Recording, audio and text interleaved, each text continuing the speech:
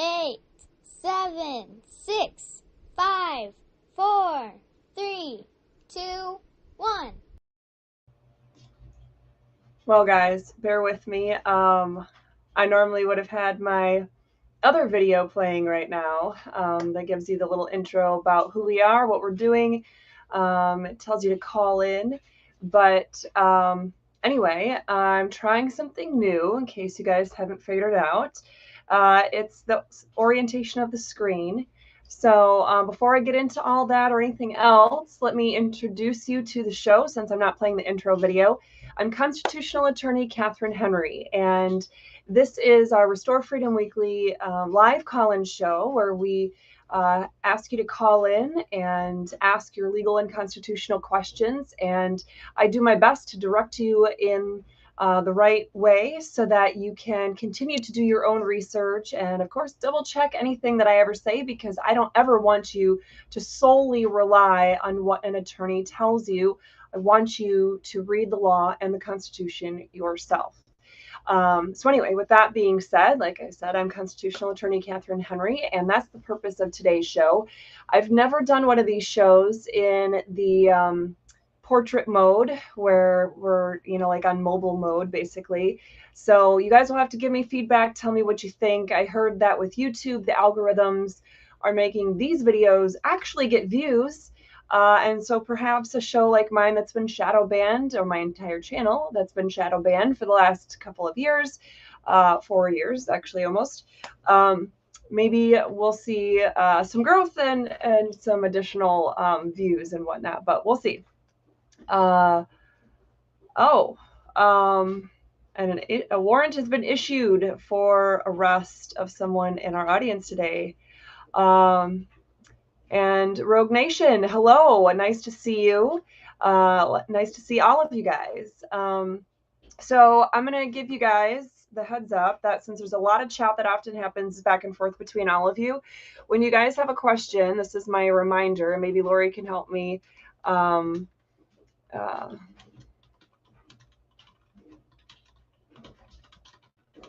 Okay. So that's the format. I just did it on YouTube. I did not post this out on Facebook or Rumble or any other place that we're streaming to right now. But all capital letters, write the word question. I know then I can see it easier. It'll be a question for me. And then all the rest of it, don't put in uppercase. Just use lowercase letters or like normal capitalizations for sentences. That would be great. But that'll help me see what your questions are. So, all right. So number one, I want to let you know our internet went out early in the hours of this morning, and they were working to restore it. Then they did, then they didn't, then they did, then they didn't, and who knows? So my internet might go out in the middle of this, in which case I'll see you in 2 weeks. I can't control that. But number two, remember, you guys have to give me feedback on whether you like this new format. I don't know if you're even going to be able to see the, how I have the chat up there. If you're able to see it, or by turning the orientation of the screen, it makes the chat too tiny. None of my overlays work because my overlays are all designed for orientation in the landscape mode. So that's why the entire the entire setup of how I get started and things, I was trying to figure out, well, shoot, what do I do? Do I have an overlay that'll work? And I had some pre-made, but they cut off the sides of the words on the screen and other things, so I didn't use them. Okay, so I'm seeing that the chat is hard to see. And yeah, I don't know, Liberty Warrior, why YouTube would be pushing this format. I just heard that they definitely are, so I figured I would give it a chance. I do try to let people know that, hey, I can't listen to everybody's suggestions and comments because, of course, people send me conflicting suggestions anyway, so I can't do everything. But I do try to listen to the suggestions and advice that come in, especially from people that have been around the block a time or two on these platforms, etc. So, all right. So let me know what you guys think. I can't make the words of the chat any bigger. If we go in this format, I think the only option I have is that I just don't show the chat. Because sharing the screen, all I could do, I mean, yeah, that doesn't make the words any bigger. Let me try one thing here. Oh, it's actually going to work. Maybe. Okay. So let me know, guys, if this is any better. Yeah, let me know if you can see the chat any better now. I was used to having to shrink my chat window to make it look the best size when we were doing it landscape, but let me see. Okay. It's either 80% chat or all video, no real in between. I guess I don't know what you mean by that, Liberty Warrior, so you'll have to let me know. All right, so also just want to let you know we're getting a, here, I'm going to try to remember to do things like this, which really covers the chat. Holy cow, can I change the size of that? That looks redonkulous. Sorry, guys. I can't change how any of that appears. Let's see. Okay. So, and Lori, if you can help me keep an eye on the feedback that we're getting on that, maybe grab some of that, those comments on, feedback on the sizing and the text and the whatever, the chat size and all that fun stuff, and throw them in that other chat that we have so I can look at that later, because I might very well miss.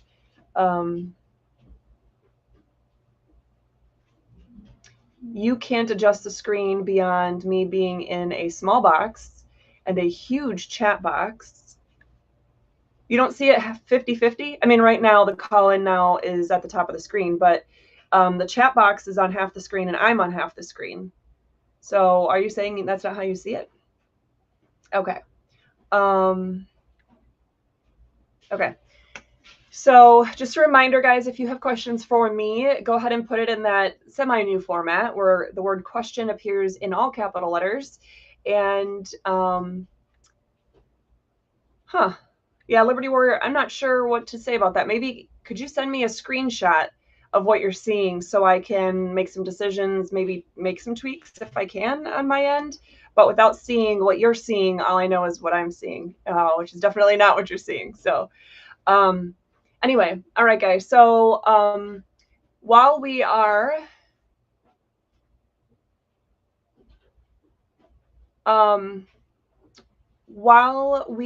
in the midst of trying to get our first call in person for a question, I also want to let you know today's show will be shorter than what I've been doing. I've been kind of just letting it run, and we've been actually, I think we've even gone over 2 hours, but on average between an hour and a half, hour and 45 minutes. I have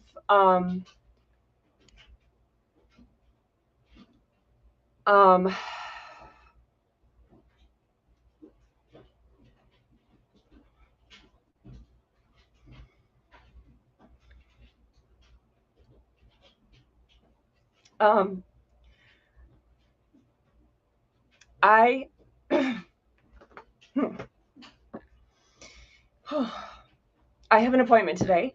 I have a surgical consult. Looks like there's a good possibility that I might have breast cancer. And I'm going for that today. And of course, I didn't really get to pick the day or time, but they thought it was important enough that last week when they called the schedule that they put me on the calendar for today. So I have to be there at 1:45. And I didn't want to let you guys down because we've had such a wonky schedule with the month of June and whatnot. So I wanted to be able to answer some questions, take some calls, and let you guys know I'm still here for you. So at any rate, it's just going to have to be a bit shorter. And that's unfortunate because sometimes it's like 12:45 when people start finally calling in. So just keep that in mind. All right, so I see there's been a lot of chat. Let me just check. Okay, so it looks like we have our first question. My son has been incarcerated for some time. He hasn't had an appeals lawyer contact him. What's the time limit for them to contact him? That's a tough one. First of all, I don't know what state you're in, so I don't know what procedures they have and what their court rules are. Second of all, there's not really per se in any jurisdiction I've been admitted to, which Minnesota, Michigan, the United States Supreme Court, 2 federal district courts, a tribal court. There's never been a hard and fast deadline that was like in a court rule or a statute where an appeals lawyer had to contact the client. Is it a public defender? Is it a paid attorney? Who are you expecting? I mean, that question is so loaded. I don't know really how to best answer that. If he hasn't or you haven't on his behalf made contact with an attorney to say that, you want an appeal going, and there's a very limited time window sometimes to get appeals going, then, you might be missing that deadline. So I wouldn't worry about giving an attorney enough time to contact him. I would make sure that you are getting an attorney to do something right now, even if he has to try to, do it from the jailhouse library, so to speak, and get something going where an attorney could then come in and try to amend the pleadings or do something. But he cannot miss deadlines to filing an appeal. Because generally speaking, just because you couldn't find an attorney or your attorney was whatever, not doing their job or being lazy or on vacation, that does not give you back the right to file an appeal. So again, there's a lot of aspects I don't know. I don't know how to best answer your question, but don't sit around waiting for an attorney. Make sure you are on them and you are knowing which attorney that you're waiting for. Sorry, guys, my phone normally is on silent at this hour, so I don't know what happened there. Okay. It's definitely not on silent now. Okay. Now we are on silent. Okay. Okay. I appreciate the prayers, Nick, Rogue Nation, Wanda, Goofy. Am I missing something? Question. Okay, so Utah, it's been 7 months. He's in. Okay, well, you still have to make a request somehow. I don't know what the procedure is in Utah, but you need to make a request. He needs to perhaps file a request with the court saying that he's indigent. I can't even talk today. Indigent. And that he wants to file an appeal. Do everything you can to put things in writing as a CYA measure. And then on his behalf, if you have the ability to, the authority to have some of those conversations, you track down the public defender's office and you get something rolling. Quite frankly, at 7 months, he might be past deadlines to file. It could very well be. Sometimes you have a 30-day deadline, sometimes 45, sometimes 90, sometimes 6 months.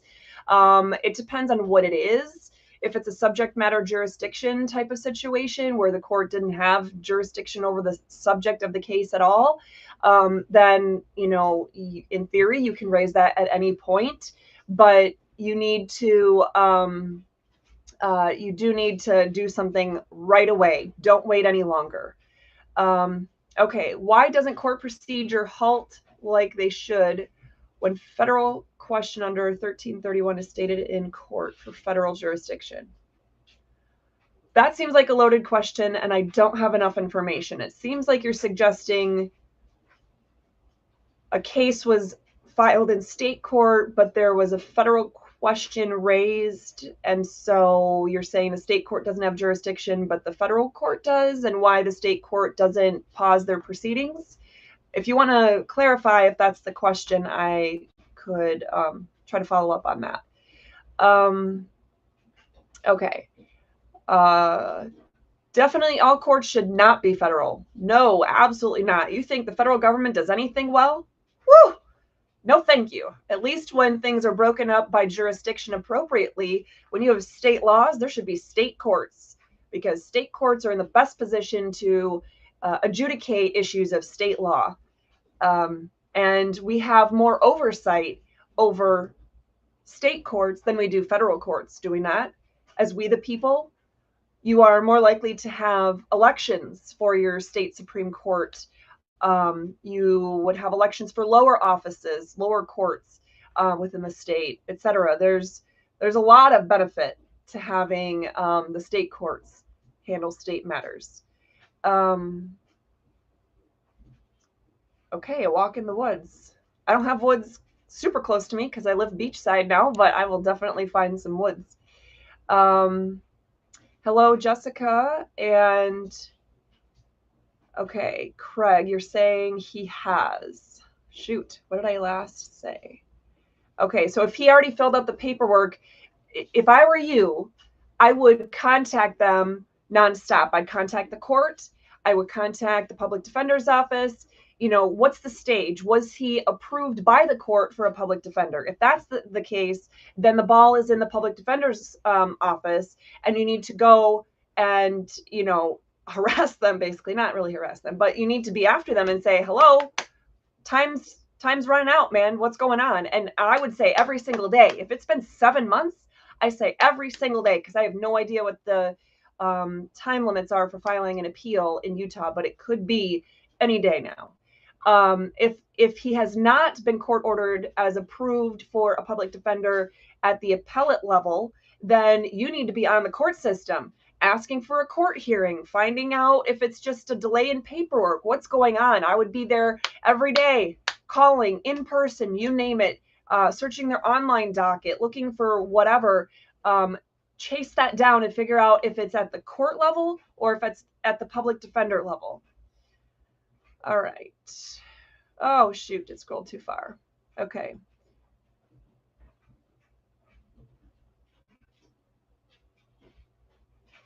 B, not yet. Do I know who you are? I don't recall hearing that name, but anyway. Okay, so do I have recourse to file a complaint? He was granted a public defender. I'm assuming you typed that before I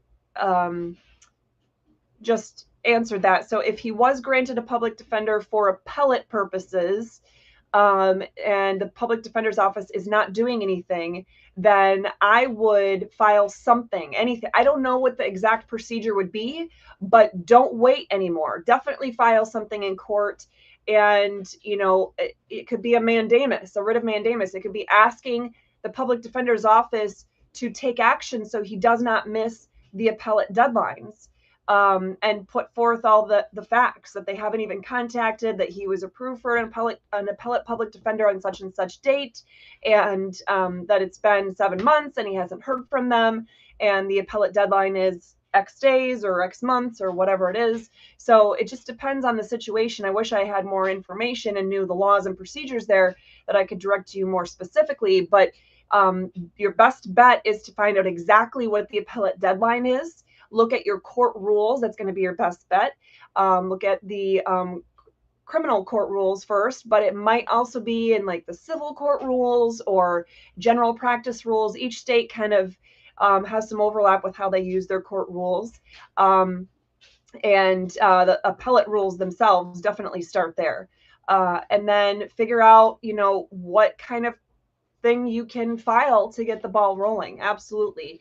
And do it on his behalf if he's not able to do it from where he's locked up. Okay. Oh, it just jumped again. Sorry, guys. Okay, I don't see another question here. What? I don't know what's going on there. Okay. So yes, Lori is giving you guys the repeat of what I typed earlier, that if you have a question, type question in all caps and then put your question not in all caps. So my eyes can see that when I'm scrolling. And I'm surprised I don't have anybody calling in. So let me put it this way, guys. I'm trying to do the best thing I can do to share my knowledge, guide you guys in the right direction, and help you best understand legal procedures, court rules, the Constitution, the proper role of government,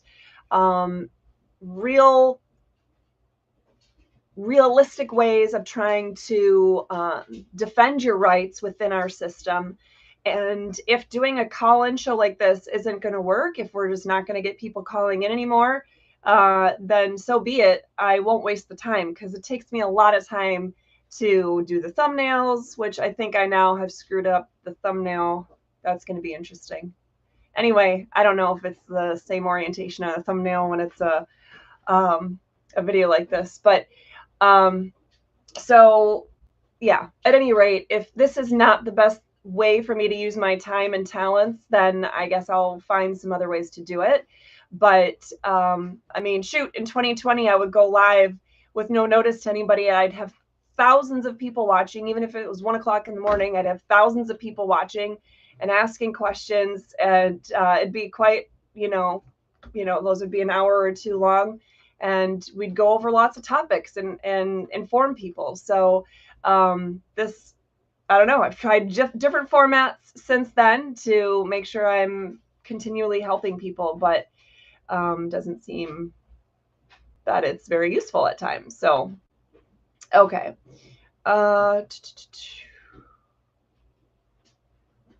Okay, what are your thoughts on COVID-19 vaccines and boosters that were experimental? I guess I don't know exactly what you mean. What are my thoughts on it? I've done lots of videos. I've debated the issue, the legality of the issue, the constitutionality of the mandates. I've debated that in Supreme Courts. I've debated that on Fox 2 Detroit a few times. There's definitely videos on my YouTube channel, and there's links to those on our website. So, I mean, there's a lot that I could talk about there. So if you have something specific that I can answer for you, I mean, in general, any kind of experimental gene therapy, I'm a no-go. I mean, if you want to sign up for experimental gene therapy because it's, in the, trying to pursue virtuous medical research and that it might help people someday, that kind of thing. I mean, by all means, that's your choice, but it should not be mandated. Anything with risk has to have choice. Anyway, so, oh, it just jumped again. Dang it. Okay. Oh, okay, there is another question. Can I give a brief opinion on the Chevron deference case? Let's see. I have way too many court opinions at the top of my head because the U.S. Supreme Court, the Michigan Supreme Court, the Michigan Court of Appeals, those are the three that I watch the most, have been like coming out with opinions like every 5 seconds. It's been insane.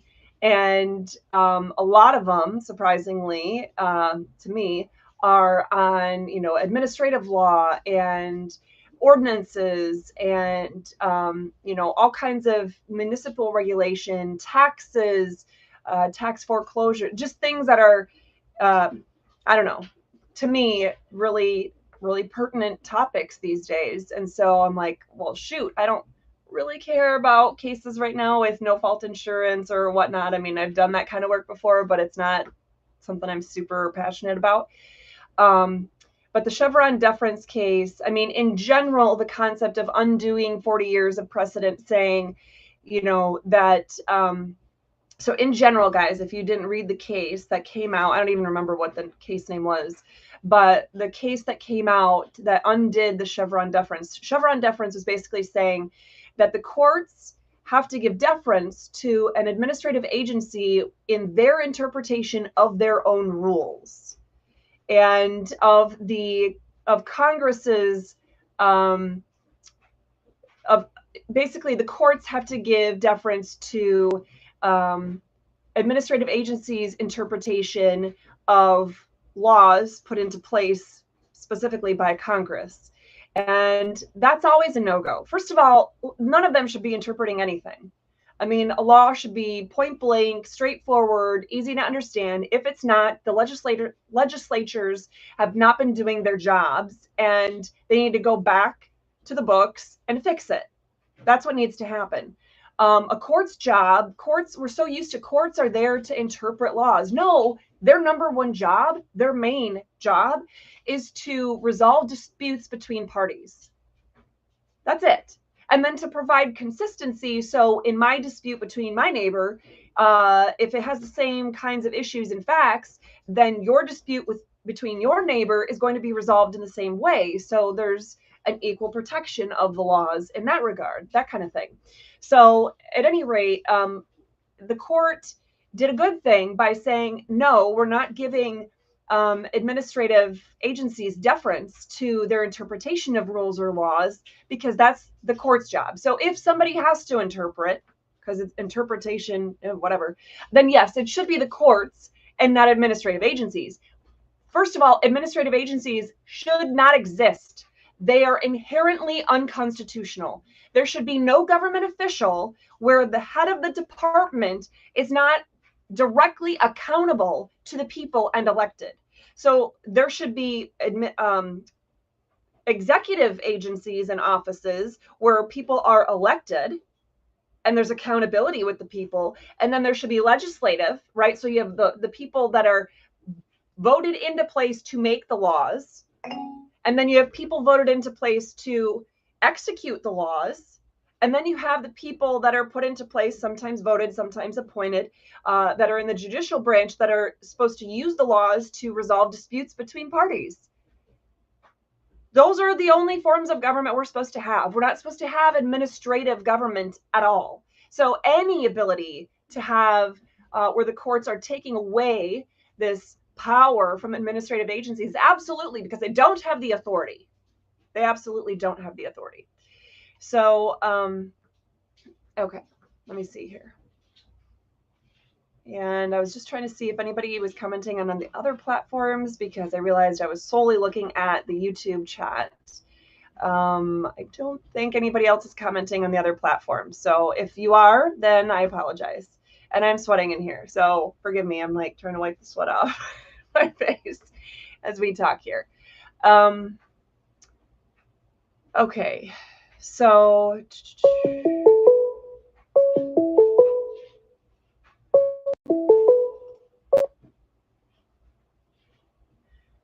hello, can you hear me? Of course I can hear you. I had to shut down the computer one, but I can hear you over the phone. I'll have to admit, I don't know the area code, but I swear I've gotten a call from this number back in 2020 when COVID was beginning. I don't know. It could have been. I mean, I watched live. I wasn't there. But when they unjustly put you in a police car when you were in a parking lot, I think it was 100 feet, 200 feet, 300 feet away from the door opening. We were 228 feet away from the door, yes. Yeah, we go back a long way. At least I could say this. Long-time viewer, first-time caller. Okay, so it is the first time you've called. Have you emailed me before? I think so. I think so. I mean, I might have got, back in 2020, we were all like clamoring to find anything that would help us and work. Okay, well, yeah. Are you calling from Michigan? No, I'm in Washington. The state? This is the state of Washington. State of Washington. I'm up here in the Everett area. Okay. So what is your question today? Well, a question or conversation, I don't know how you want to do this, but you're talking about Chevron deference. And because I've been following that because I'm dealing with Department of Licensing out here, and I've been doing that for 15 years. And the one thing that I would say for a lot of people is they don't go in with the statute. The Chevron deference is there ambiguity? And I'm showing DOL, look, there's no ambiguity in here. You're supposed to do this within the Administrative Procedures Act. But I think their junior attorneys were under the idea of what you said, with the administrative agency, because they're experts, so-called experts, we're going to give the deference, the power to them. And I think one of the things that we do, and I'm going to get on with a kind of a question too, I think one of the things that we do as people is we don't get familiar with the law. We don't read it ourselves to at least become an expert when we're dealing with other agencies and going to court. But my call mainly is about, I think, SEC, Security Exchange Commission, Okay. versus Jarsky. And the ruling was, and it kind of goes like this. These people still, you're supposed to preserve a Seventh Amendment trial by jury. You guys, SEC, you're moving this over here, they're administrative, and you're calling it something else, but it's still a violation of the Seventh Amendment. And so I'm looking at any fine that's over $20, because everything actually, my opinion, comes under common law, because this all comes from common law. Call it what you want. You move it sideways, it's still a trial, and you're still government supposed to preserve our Seventh Amendment right. And so I'm looking at, I got a traffic ticket coming up, got no problem paying it, but I'm like, wait a minute, this is a Supreme Court case. So, Your Honor, where is my trial by jury that you are supposed to preserve that right for me as part of the public? And so I want to get, first of all, what say you on that? Well, here's the thing. It's not all common law, because common law is judge-made law that stems from the British courts and extended into our country. And it's literally, the definition of common law is judge-made law. So when you're talking about administrative procedures, those are not common law. You know, it's not the basics, the kinds of cases that would have been happening in the 1600s and 1700s and 1800s, et cetera, where it's basics of property law, property division, contracts, you know, things of that nature, crimes. I understand all that. So administrative law. But the Supreme Court decided, not trying to argue, I understand that because I listened to you on this many times. But the Supreme Court just came out and said, I don't care what you call it, you're still supposed to preserve this man's right to a trial by jury. So, I mean, I don't want to get in the argument of whether it's common law or not. Well, I think you got to read the whole case, though. But it's 100%. That's, you asked me a question about the Seventh Amendment, and the Seventh Amendment starts at suits in suits at common law. I mean, it literally does not apply to anything that's not common law. So we can't just say, well, everything's common law, because it's not. So, okay. Well, I mean, I might have been there. So what is then the whole ending was the jury trial and SEC versus Garcia? Well, again, I'm not going to pretend like I have every single case off the top of my head. The new cases that have been coming out, I have been reading them, but there's been so many that without knowing ahead of time and having it in front of me to give you where I've highlighted and all that stuff, which is what I used to do back in the day when I was not doing call-ins and just talking about the new cases.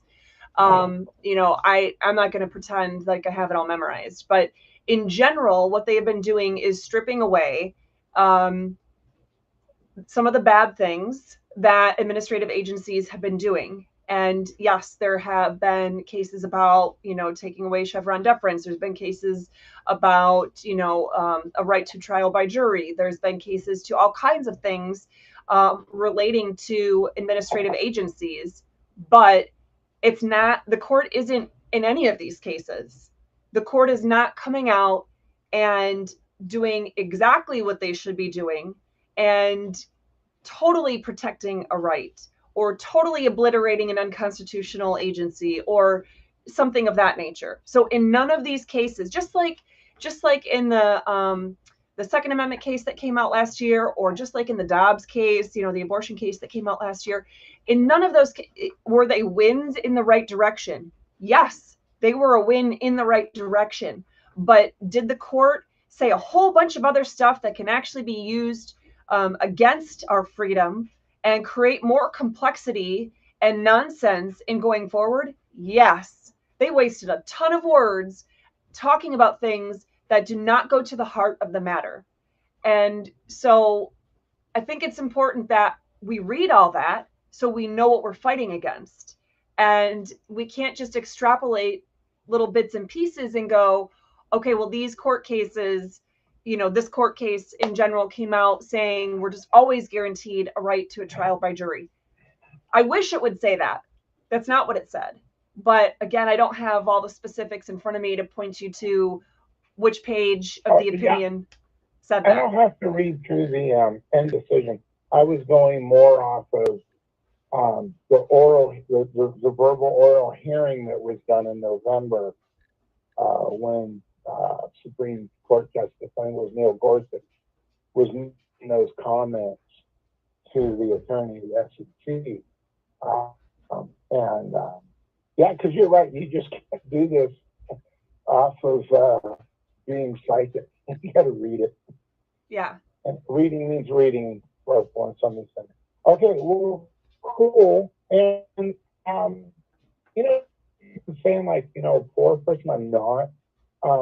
But I'd really like to see if you would, and it'd be helpful. I mean, then I don't want to do this and that, but maybe videos on that, like I could email you and then you can put it in video, other than just answering questions, on the live stream. That would be great, because it would be really nice to dig into that and get those nuances of what you're saying. Because I do have a lot of respect in you, in that you were one of the few, probably only people that actually had a win during COVID. Too bad they didn't listen to you more, but at least you had that win, and nobody else could really say that. Yeah. Well, thank you for taking my call, and I'll be listening off the phone and online. All right, sounds great. Thank you. Have a great day. Bye. All right, guys. So, let me check back to questions to see.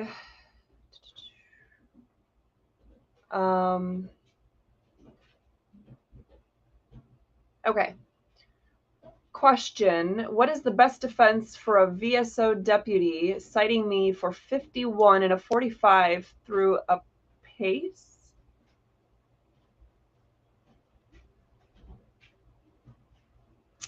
I'm not sure what you mean there. I feel like I'm missing context. So it looks like they're talking about Volusia County Sheriff's deputy, and it looks like they were going 51 in a 45-mile-an-hour zone, but they're saying, are you trying to say it was, I'm not sure what you mean through a pace. And again, it just depends on the scenario, because Volusia County, whether it's DeLand or Deltona, Volusia County, they have authority all over Volusia County. But as far as, yeah, I guess I'm not picking up what your question is. I'm sorry. In general, fighting a speeding ticket, I mean, one of the best things you could do is ask them about their equipment, when it was last calibrated, do the research on the kind of equipment that they use, and how, faulty it may be, things of that nature. With a speeding ticket, that's probably always your best bet. Unfortunately, it just jumped really far, and shoot, if there were other questions. Oh, I'm so sorry, guys. Okay, I think I found where we were. Okay, do I think anti-homeless laws are a form of financial discrimination, and can it possibly be overturned even though the Supreme Court just said it was all right? I don't know exactly what the anti-homeless laws are. In general, though, it's hard for me to even say in general, because I don't know what the law specifically is aimed at doing. So, for example, if there's a law targeting people saying, you can't go and live on somebody's property, you can't go and make a camp out at, a homeless encampment at, somebody's seasonal, property, or their homestead, or whatever the case may be, their business. You're talking about rights of two different people, And the person who bought the property, who owns the property, who takes care of it, who pays the taxes, who pays the insurance, that's the property owner. Nobody else has rights over that property owner. So it depends on what the laws are really geared towards. If you're talking about, public facilities where people go, like a city hall building or a police station, those are not places where homeless people should be able to set up encampments or camp out in any way, shape, or form, because they are precluding the functionality of every other citizen from going in to make a police report, or to feel safe in reporting a violent crime that happened to them, or something of that nature, to be able to pay their water bill or their utility bill or whatever they might be doing at City Hall. But if you're talking about public parks, that's a different story. And I don't know what the solution to homelessness is, other than the government needs to stop taxing us as much as they are doing, because they're forcing more and more and more people into homelessness. They need to stop all the bad economic policies that are driving the price of everything up. I mean, I went from having, 15 years straight of 0% financing on vehicles when I would buy them to 6.5%. I now have an auto loan with 6.5% interest. That's insane. And I'm not the only person. And certainly I have a better rate than a lot of other people have, because I have really great credit. But it's not helping the situation, and it's driving the cost of things up. It's making it so it's a catch-22 all the way around. So we've got a lot of things that we need to do. And when in terms of the government needs to stop trying to control everything, because by trying to control everything, they are then creating more problems that they in turn have to try to fix. So at any rate, let's see. Is it financial discrimination? It depends, again, on what is the particular law seeking to do, and what is the punishment if you violate the law. All of those factors need to be looked at. So, yes. Okay. If you are a pain patient who's been force tapered, not for your medical reason, but for society or DEA policies, will the Chevron ruling give hope we won't be tortured much longer? I don't know. I mean, possibly, because every time the Supreme Court hacks away at these administrative rulings and administrative agency decisions and actions, every time the Supreme Court has done that in the last 2 years, 3 years, they're doing it a little bit by little. But the more that they chip away at what these administrative agencies are allowed to do, the more freedom we're going to be able to take back. So, yeah, I mean, I would say you should try to have hope, and look at that as a sign of hope that there's going to be some common sense and rational thought and care being put back into medical treatments. But it's also the government. So, all right. So question, I'm not seeing question. Just trying to look through it quick. I know you guys have a lot of conversation with each other.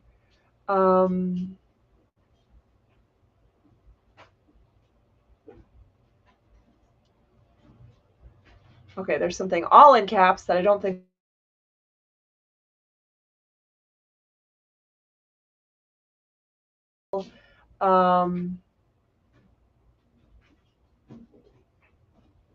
Okay, so it looks like I've got all the questions.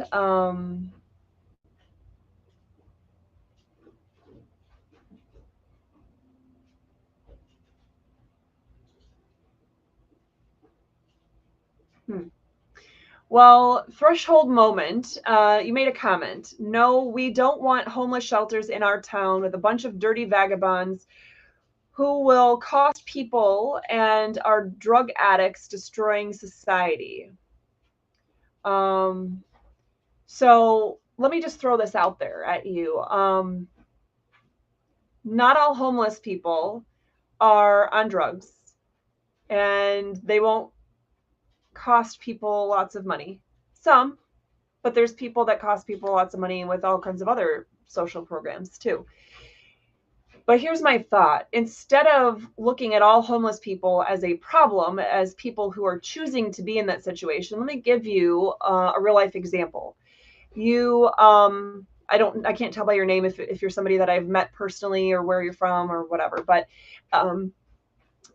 so maybe you know me and maybe you know this about me, but I'm an attorney, and sure, I could go and work for a big overpriced law firm and make six figures and never see my family or my kids and have a lot of health issues because of it, and ignore all the things that are happening in our country right now and destroying our freedoms and not be able to work on any of that. But I choose not to do that. And I choose instead to try to live a life where I'm spending time with my husband and my kids, and I'm there for friends and family, and I'm doing life, and I'm trying to educate people for free on their rights and the Constitution and the law. Okay, so with that in mind, we were already in the midst of that kind of a lifestyle, which means we live very frugally and don't have extra money to spend. And when we moved down here to Florida in 2021, we ended up getting into a contract with what turned out to be con artists who were refusing to go to closing and literally had tens of thousands of our dollars of materials and work put into this home. Very long story, but I had a contract that covered me. I'm an attorney. I'm not stupid. To this day, I still have a copy of that contract. And yet they refused to go to closing. They were threatening to murder us. They were stalking us.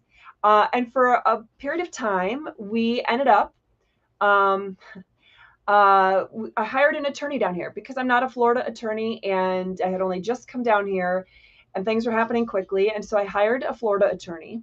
And he was consulting with me on all the pleadings. But anyway, he seemed like a great guy, paid him thousands of dollars that we didn't really have. And he was roughly my age.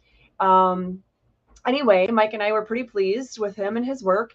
And Labor Day weekend, 2021, in the midst of things, right before a big hearing and some things that were going on, we saw on TV or heard on the radio that there was this freak scuba diving accident.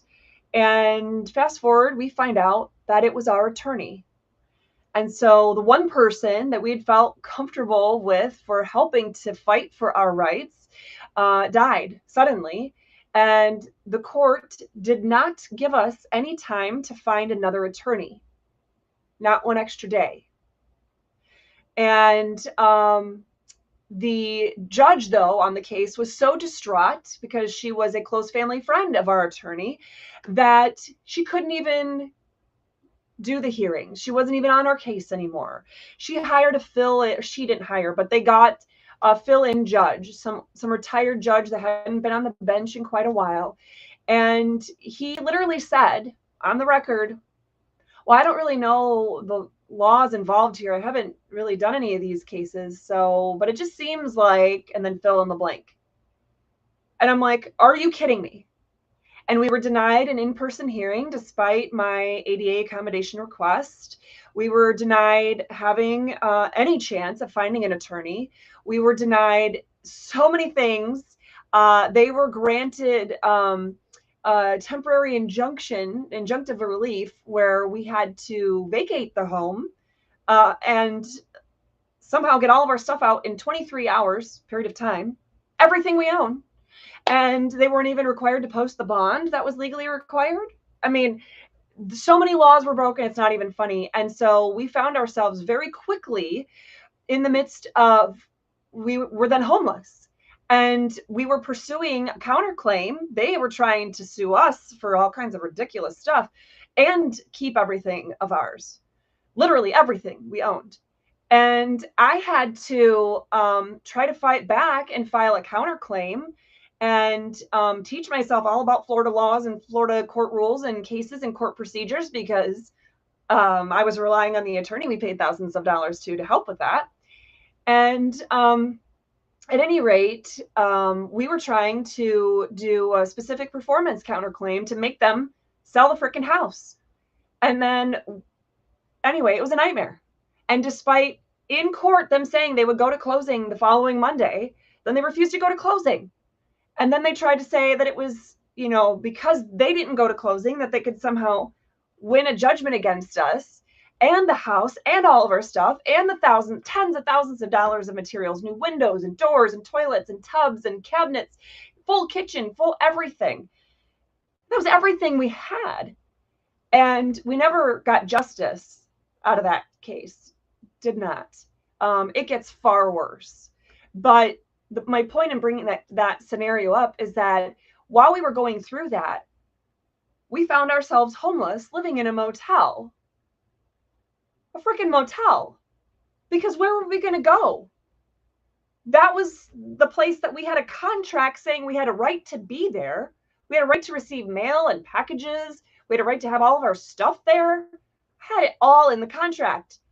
And the court system and the attorneys and the parties involved, they just, laws don't matter. Courts don't matter. Contracts don't matter. None of it matters. And we were getting screwed out of this. And these weren't people that like lived there. They were investors that literally owned the property for 1 month before we made this deal with them. So at any rate, it was a nightmare. And had we not found the house that we found now and were able to get some of our stuff back from them and been able to at least return some of the $30,000 of returns I did in 1 month in October of 2021 to Lowe's and Home Depot and IKEA. And I mean, it was insane. Can you imagine returning $30,000 of the windows and tubs and toilets and vanities and cabinets and doors? And it's, at any rate, luckily we were able to do that and get to a point of, you know, where we're at, where we were able to buy this house. And, you know, anyway, we moved on. But had we not found this house and had the seller not been willing to let us live here until closing happened, we would have, I don't know that we would have made it to closing, because when you go to closing, you have to have thousands and thousands of dollars. And if we're draining our money being in a motel, trying to make ends meet, I'm just saying, you never know a situation that puts somebody immediately into a state of homelessness. And so it's just something to think about. I'm not saying that as society, we should be responsible for all homeless people and just be enablers for those who are choosing to be in a lifestyle with drugs or alcohol or prostitution or whatever the case may be. But I think we can't look at it as dirty, you know, vagrants and vagabonds and whatever other name we were, you know, having in that. So, okay, and you're having a lot of things in all capital letters, which it's really hard to read. So I gotta go. I have that medical appointment I need to get to. Yeah, the government is a big problem with homelessness, I guess, is one way to look at it. But at any rate, yes. And I also agree that we need to have due process for everyone. The Constitution applies to you whether you're homeless or not. You have the protections of the Constitution. Those are God-given liberties, whether you have a permanent address or not. So anyway, I hope I was able to answer all the questions that you guys had today. And make sure to leave that feedback or reach out to us to let us know what your thoughts are of doing it this way. Because if you guys like it, if it seems to work, then I will try different ways of having different overlays and just whatever. I'll make all kinds of new stuff that would work with this kind of format. Otherwise, we'll go back to doing it landscape view, and then I don't have to reinvent the wheel on any of that. So yes, thank you, Wanda. She's reminding all of you to hit the like and subscribe buttons and share, tell people, go to all the platforms that we're on, YouTube, Facebook, Rumble, etc. Hit that like and share and subscribe. And at any rate, thanks so much, guys. I appreciate you joining with me today, and make sure that you are prepared with all of your questions for me 2 weeks from today, when we are live, probably at the 7 p.m. time, but I'll look at the analytics to see if the 7 p.m. time did well the last time or not, but we'll compare the numbers and see. Otherwise, we'll do it at noon, either noon or 7, but 2 weeks from today. So thanks so much, guys. Have a great day. Our work to restore freedom would not be possible without support from people just like you. From the various software and hardware needed to the legal research materials, every dollar you can donate helps. Make sure to like and share this video too. And remember to follow and subscribe and click that notification button. Together, we can restore freedom.